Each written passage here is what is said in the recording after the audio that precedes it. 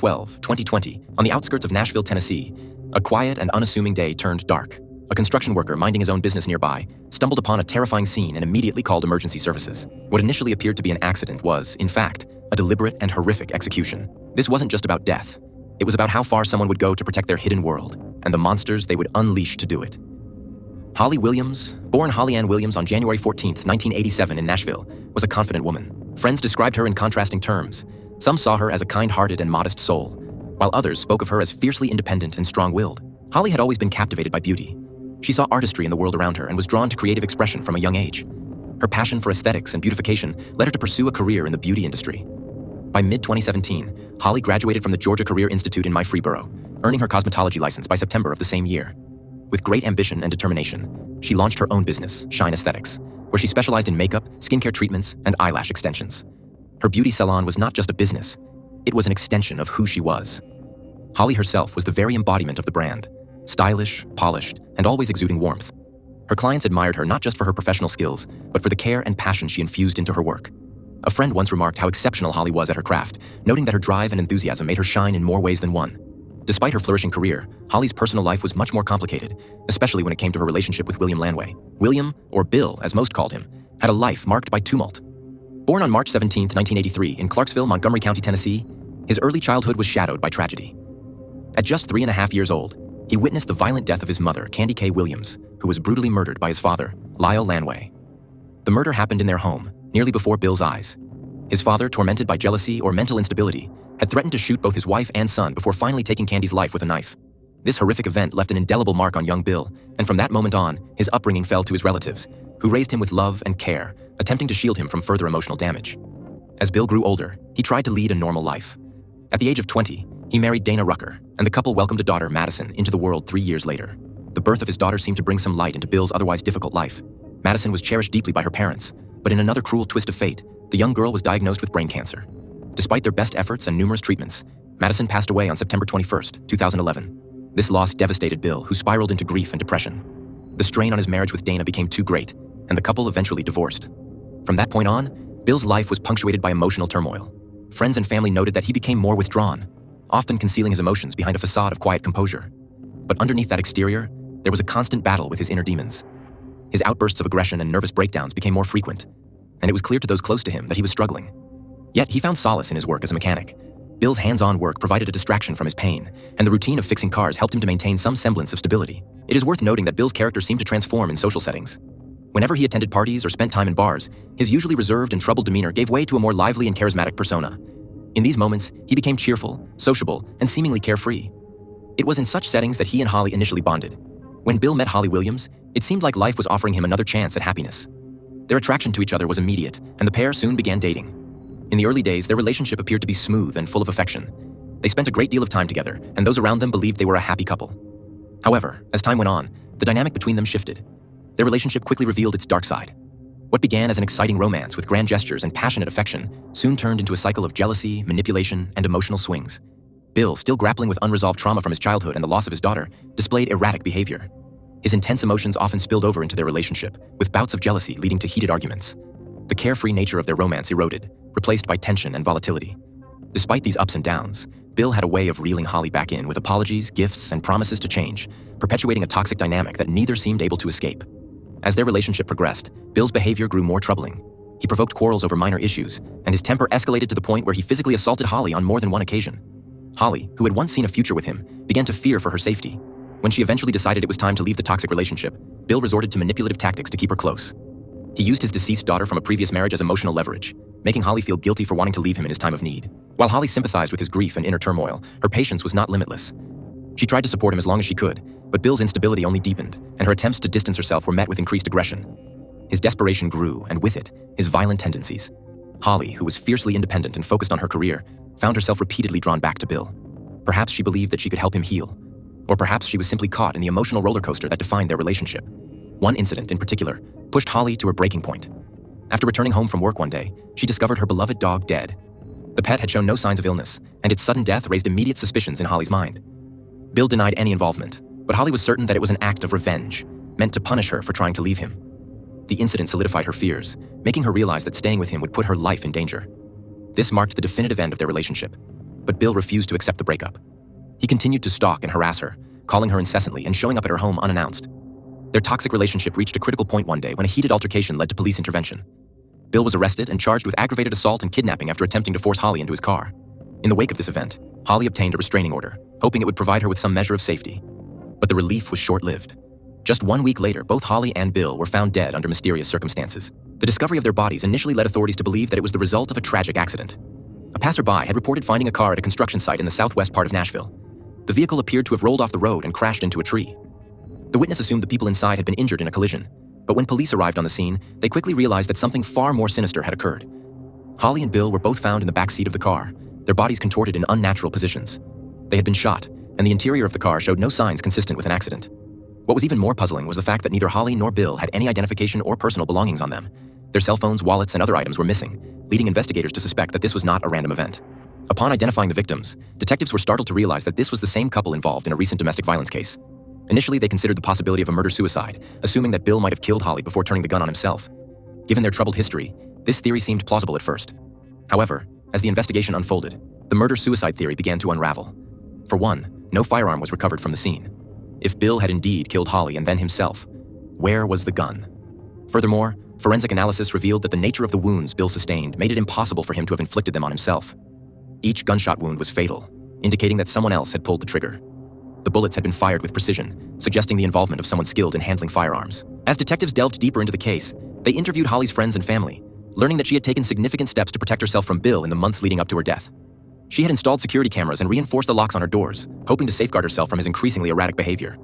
When the police reviewed footage from the cameras, they discovered unsettling evidence. Bill had been seen lurking around Holly's home on several occasions, wandering the property as if searching for something. His actions confirmed his obsession with her and his inability to move on, but it also raised questions about whether he was truly responsible for the final, deadly encounter. In addition to the footage, witnesses came forward to report seeing Holly and Bill together on the evening of March 11th, just hours before their bodies were found. Strangely, the couple appeared to be having a calm conversation, with no visible signs of hostility between them. This detail threw investigators off course, suggesting that perhaps their relationship had taken a turn toward reconciliation, or at least a temporary truce. Whatever the nature of their interaction that night, it did not seem to suggest that a violent altercation was on the horizon. The absence of a weapon, combined with the forensic evidence, led authorities to explore alternative theories. Could Holly and Bill have been victims of a third party? Their missing belongings pointed to a possible kidnapping scenario. If they had been abducted and forced into the car at gunpoint, it would explain why they were found in such an unnatural position. But who would want them dead, and why? As investigators continued to piece together the events leading up to their deaths, the case grew increasingly complex. Holly and Bill's deaths were no accident, and the initial theories of a simple crime of passion proved insufficient. It became clear that this was a premeditated double murder, carried out by someone who knew what they were doing. The mystery surrounding their deaths became darker and more frightening. One thing became clear as the investigation progressed. Holly Williams and William Bill Lanway had been murdered. Their bodies were stuffed inside the white Acura, and the car was deliberately pushed off the side of the road in an attempt to stage a traffic accident. It was evident that a third person, or perhaps multiple individuals, were involved. Whoever was responsible for the crime seemed to want to make the deaths look like an unfortunate accident, but the staging was sloppy and incomplete, suggesting either haste or incompetence. Despite the amateurish attempt at a cover-up, the perpetrator had taken care to avoid leaving fingerprints or other traceable evidence in the vehicle, adding further complexity to the case. As detectives dug deeper, one of the early theories they explored was that the murders may have been an act of revenge. Bill had a notorious temper and a troubled history, and it wasn't difficult to imagine that he had made enemies over the years. Family members and acquaintances confirmed that Bill's fiery personality had often gotten him into trouble, leading to altercations and strained relationships. The possibility that one of his enemies sought retribution seemed plausible, but it still left the question of Holly's involvement. She was by all accounts a peaceful and kind-hearted person, the complete opposite of Bill in temperament. Why would she be targeted? Perhaps, detectives theorized, she'd simply been in the wrong place at the wrong time, an innocent witness to someone else's vendetta. To explore all angles, investigators examined the victim's recent contacts. They combed through the contents of Holly's and Bill's cell phones, laptops, and social media accounts. During this digital sweep, a curious detail emerged. Both Holly and Bill had communicated with the same mysterious phone number in the days leading up to their deaths. The number, which was untraceable through conventional means, raised immediate red flags. Such anonymous numbers are often used in illicit dealings, or by people who wish to conceal their identities. While it was impossible to determine the identity of the person behind the number right away, detectives suspected foul play. They sought assistance from the Federal Bureau of Investigation, whose specialized cybercrime unit could help trace the number through more advanced methods. While the investigation into the phone records continued, detectives turned their attention to the security footage from Holly's home. Holly had installed surveillance cameras as part of her efforts to protect herself from Bill's harassment. However, what the investigators found on the tapes was far more disturbing than they had anticipated. The footage revealed that shortly before Holly's death, 3 masked men had broken into her house. They were dressed entirely in black, and their faces were obscured by masks, making identification difficult. These men appeared methodical and prepared, as though they had studied the layout of the house before entering. Strangely, they took nothing from the home, even though there were valuable items in plain sight. Instead, they seemed focused on searching for something specific, and when they discovered one of the surveillance cameras, they attempted to disable it.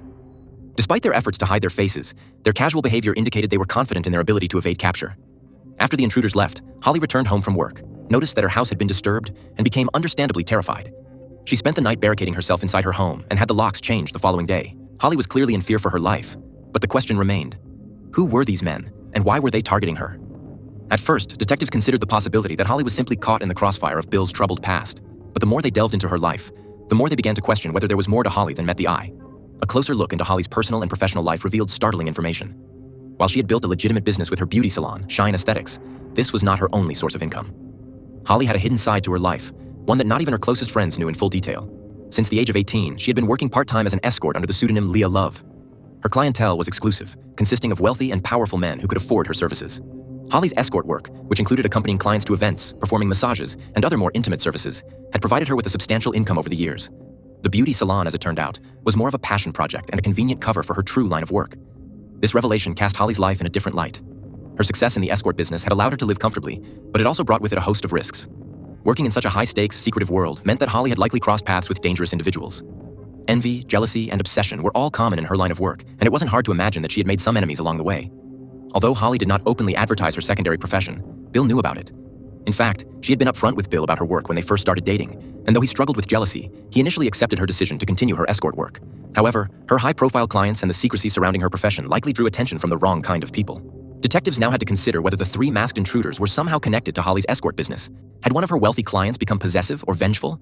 Or had someone from Bill's tumultuous past learned about her hidden life and sought to exploit it? The break-in at her home appeared less like a random burglary and more like a calculated attempt to intimidate or harm her. The men had not stolen anything, which suggested that they were looking for information or leverage. Perhaps they were trying to send Holly a message, or worse, they were planning her murder all along.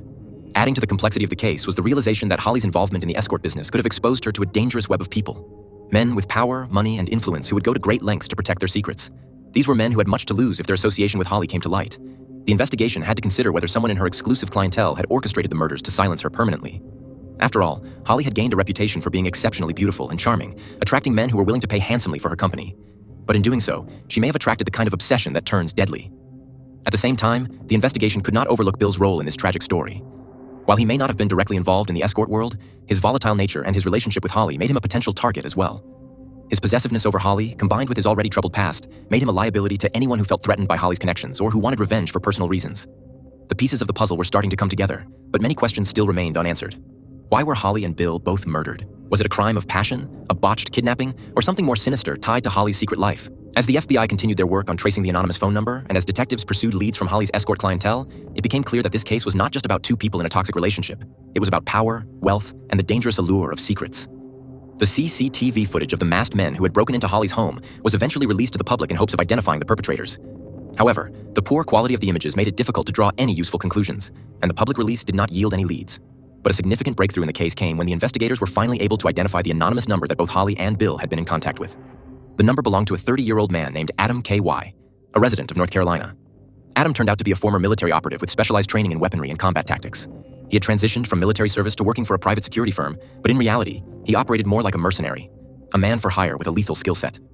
What made Adam even more dangerous was his criminal background.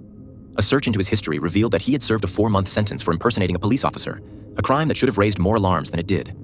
During a search of his apartment, investigators found an arsenal of illegal weapons, including silencers, telescopic sights, components for explosives, and even flashbang grenades.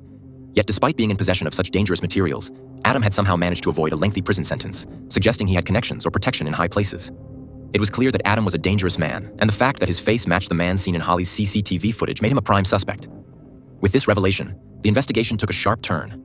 The detectives worked hard to uncover the connection between Holly, Bill, and Adam. Given Adam's history and his skill set, it was unlikely that his involvement was a coincidence. He specialized in serious assignments, often working as a bodyguard for high-profile individuals or carrying out operations that required stealth and precision. After Adam was brought in for questioning, the detectives were met with resistance. He was tight-lipped, offering little information that could help move the case forward. After multiple interrogations, Adam was detained, giving the investigators time to gather more evidence. While Adam remained in custody, the detectives turned their attention to another key figure who had emerged during the investigation, a man named Eric Charles Mond. Eric Mond was a successful businessman from Austin, Texas, where he owned the Mond Toyota dealership, a well-known car dealership in the area. To the outside world, Eric was the epitome of a family man, devoted to his wife and children, and a pillar of the local community. But as the detectives soon discovered, Eric had his own set of secrets. Like many men in his position, he had a weakness for extramarital affairs. One of those affairs had been with Holly Williams. Eric Mond frequently traveled to Nashville under the pretense of visiting his son, who was attending college in the area. However, during these visits, he would indulge in his secret desires, which included seeing Holly. Eric had first met Holly through her escort services, and the two had struck up a regular arrangement. Holly's beauty and charm had captivated him, and they saw each other whenever he was in town. The affair, however, was conducted under the radar, with Eric using an alias and keeping their communications discreet. On February 3, 2020, Eric, using a fake name, reached out to Holly via email. He informed her that he would soon be in town and expressed his desire to see her. Over the next few days, he continued to send messages, eagerly anticipating their meeting. In one message, he wrote, "Good morning, beautiful. I'm looking forward to today. I'm in Nashville. I'll meet you at the bar like last time. Text me when you get there." From all appearances, the date had gone off without a hitch, but the affair would soon take a dark turn. By March 1, 2020, Eric received a series of anonymous threatening messages. The unknown sender claimed to have knowledge of his affair with Holly and demanded $25,000 to keep quiet. If Eric didn't comply, the blackmailer threatened to expose his infidelity to his wife, destroying his reputation and family. For a man of Eric's standing, such a scandal would be devastating. However, what Eric didn't realize at the time was that the blackmail wasn't coming from Holly or some random individual. There was a far more sophisticated operation behind it. Faced with the potential ruin of his personal and professional life, Eric Mond turned to an old acquaintance for help, a man named Gilad Peled. Gilad, aged 47, was a former associate who had been consulting for Eric's dealership, helping to resolve issues related to homeless people occupying the parking lots of his business. But more importantly, Gilad was the owner of a private security firm, a company that had taken on various protection contracts, though it had been struggling due to the ease with which Texans could arm and protect themselves. Despite his firm's dwindling business, Gilad was eager to take on a lucrative new client like Eric Mond, especially since his firm employed someone with the specialized skills to deal with the situation, none other than Adam K.Y. Gilad had started his security business after returning to Texas from Israel, where he had lived for a time. His background and training made him ideal for handling delicate and dangerous situations, and Eric's predicament presented an opportunity to prove his company's worth. Eric explained the blackmail situation to Gilad, and the two men quickly devised a plan. Instead of paying the ransom, they would eliminate the problem entirely. Eric's reputation and family life were at stake, and he was willing to go to extreme lengths to protect them. The fact that Adam, a trained mercenary, was on Gilad's payroll made it clear that this would not be a simple intimidation job. The solution would be final. The more the detectives uncovered, the clearer the motive behind Holly and Bill's deaths became. Holly's involvement with Eric, coupled with the blackmail threats, had turned her from a casual fling into a dangerous liability. Eric Mond, desperate to keep his affair a secret, had inadvertently set into motion a chain of events that would lead to murder. Bill, who had been involved with Holly but was not part of the blackmail, likely became collateral damage in the plot to silence her. His proximity to Holly and his presence on the day of the murder sealed his fate. As the investigation continued, it became apparent that the murders had been premeditated and carried out with chilling efficiency. Adam K.Y.'s role as the hired gun, Gilad's coordination, and Eric Mond's motive created a perfect storm of circumstances that led to the tragic deaths of Holly Williams and Bill Lanway. The plot, which had initially seemed like a simple crime of passion or revenge, was now revealed to be a meticulously planned execution designed to protect the reputation of a powerful businessman. A few weeks after the brutal murders of Holly Williams and Bill Lanway, a seemingly benign detail emerged that would later prove to be a critical piece of evidence in the investigation. Eric Charles Mond, the wealthy Austin businessman entangled in the affair, left a positive review on a website dedicated to private security companies. On the surface, the comment appeared innocuous. Eric praised the efficiency and professionalism of Gilad Ped's security staff, stating how pleased he was with their services. But to the detectives already on his trail, this was the break they had been waiting for. The review demonstrated a direct connection between Eric, the suspect Adam K.Y., and the slain couple. Now, the final piece of the puzzle was getting Adam to confess and unravel the web of deceit. Adam had been resisting interrogation, but the detectives warned him that silence would only make things worse. They pressed him, emphasizing that the case was already closing in on all involved. Gradually, Adam began to crack. He revealed that Eric Mond had indeed sought help from Gilad Ped after receiving threatening messages. Eric, feeling the pressure of potential blackmail, complained of harassment and extortion. At the time, he suspected Holly might be involved, and so he asked Gilad to investigate the matter discreetly. Gilad, in turn, brought Adam into the fold, alongside another ex-military associate, Brian Brockway. Brockway, like Adam, had a background in combat and special operations, making them the perfect duo for such a sensitive and dangerous assignment. Initially, the task was simple. Find the person behind the threatening messages and intimidate them into silence. Adam and Brian began their surveillance of Holly and Bill. Adam reported their findings back to Gilad, filing progress reports that read more like military debriefings than the typical notes of private investigators. The investigation quickly revealed that Bill Lanway, Holly's ex-boyfriend, was behind the blackmail. Bill had discovered Holly's affair with Eric Mond and saw an opportunity to both get revenge on his ex and make a quick fortune. Under an alias, he had been texting Eric, threatening to expose his affair unless he was paid $25,000. When Bill's involvement became clear, the mission took a darker turn. Gilad Ped's orders shifted from merely intimidating Bill to eliminating him, as well as Holly, who could become a liability.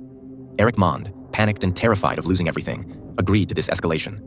Bill had continued to harass Eric, and the final straw came on March 11th when Eric received a phone call at his house. If his wife had answered, the caller would have exposed the affair, destroying Eric's reputation and family. In that moment of fear, Eric agreed to Gilad's proposal to deal with Bill and Holly, offering a staggering $750,000 for the job. The plan was set into motion. On March 12, 2020, Holly and Bill were seen leaving her house together. They got into a car and headed off, unaware that they were being followed by Adam and Brian. The couple's fate was sealed when they were intercepted by the armed mercenaries. Adam and Brian kidnapped Holly and Bill, taking them to a remote construction site on Old Hickory Boulevard. There, they shot both victims and left their bodies in the backseat of their car, which they then pushed down an embankment to make it look like a tragic accident. With the killings complete, the mercenaries meticulously worked to remove any trace of their involvement. They returned the rental car they had used for the mission, destroyed incriminating evidence, and then scattered to different locations. After Adam, Brian, and Gilad were all arrested, the detectives decided to play one final card. They wanted to catch Eric Mond red-handed, and the best way to do that was to use his paranoia against him. One of the mercenaries, acting on the detective's orders, contacted Eric and fabricated a story. Gilad, posing as if he were still a free man, called Eric and claimed that one of their partners had found out about the murders and was now demanding a cut of the payout. Gilad suggested they handle this new threat the same way they had dealt with Bill and Holly, by eliminating him.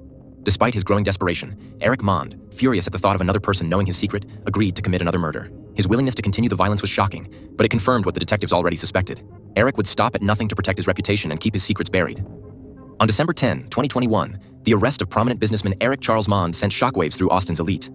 Eric, along with his co-conspirators, Adam Carey, Brian Brockway, and Gilad Ped, was charged with contract murder. Of the four accused, only Eric expressed any remorse for the crime, while the mercenaries, Adam and Brian, remained cold and unrepentant. Before their arrests, detectives had bugged the conversations of Gilad and Brian. The recordings revealed a disturbing lack of conscience, as the two men joked about the murders, remarking that the couple got off easy, displaying chilling indifference to the lives they had taken. As the full story emerged, it became clear that Holly and Bill had been caught in a deadly game orchestrated by powerful men who cared little for the collateral damage they caused. Their lives were taken to preserve the reputation of a man who thought he could buy his way out of any problem, but no amount of money could erase the evidence of his crimes, nor could it silence the truth. During his interrogation, Eric initially attempted to deflect blame onto his hired killers, claiming that his intentions were misunderstood. He insisted that he had only wanted to frighten Bill Lanway, the blackmailer, rather than orchestrate his murder. However, the evidence against him was overwhelming. Detectives presented transaction records, phone communications, and the surveillance reports connecting him directly to the criminal plot. Confronted with this irrefutable proof, Eric ultimately confessed to his role-for-hire scheme was no longer just speculation. It was confirmed, and Eric's world unraveled. The court hearings began in November 2023 and lasted 2 weeks, during which the full extent of the conspiracy was laid bare. It was established that the deadly plot was set in motion in early March 2020. Financial records showed that Eric had made significant payments to Gilad Ped, the head of the private security firm. On March 5, Eric transferred $155,000 as an advance payment to Gilad, who then coordinated the operation. Gilad, being in charge of his employees' payments, distributed the funds between Adam and Brian. On March 9th, the surveillance of Holly and Bill began, with the ultimate plan being their elimination. By March 12th, the deed was done, and Eric completed the final payment of $150,000, making the total payout for the murders a staggering $750,000 by the end of the month. The court presented these financial transactions, along with other key pieces of evidence, to paint a clear picture of premeditated, cold-blooded murder. The jury deliberated for 7 hours before reaching a unanimous verdict. On November 17, 2023, Brian Brockway and Adam Carey were found guilty of contract murder, conspiracy to commit kidnapping, and kidnapping resulting in death. Gilad Ped, who had already entered into a plea deal against his co-defendants in exchange for leniency, was also convicted on similar charges. His cooperation did little to spare him from a life sentence, as his role in organizing the crime was undeniable. Eric Mond's trial concluded on November 30th. While he was found guilty of conspiracy to commit murder for hire, the jury acquitted him of the charge of kidnapping resulting in death.